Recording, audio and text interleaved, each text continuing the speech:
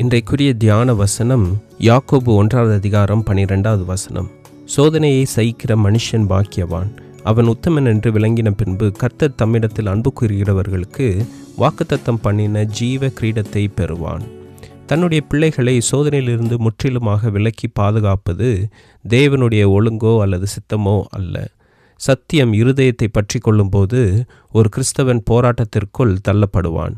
சோதனைக்கு இடம் கொடுப்பதன் ஆரம்பம் மனதை அலைப்பாய அனுமதிப்பதிலும் தேவன் மீதுள்ள நம்பிக்கையில் உறுதியற்று இருப்பதிலும் உள்ளது. சாத்தான் உணர்ச்சிகளை தூண்டவும் இச்சைகளை எழுப்பவும் உங்களுக்கு நன்மை அல்லாத காரியங்கள் மீது உங்கள் அன்பை செலுத்தவும் முயற்சிப்பான்.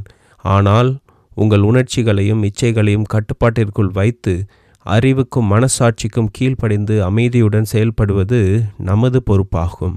நமது பணி என்பது ஆவிக்குரிய தீமைக்கு எதிரான ஒரு தொடர் வெற்றியாகும். சோதனை என்பது பாவம் அல்ல, அதற்கு இணங்குவதே பாவம்.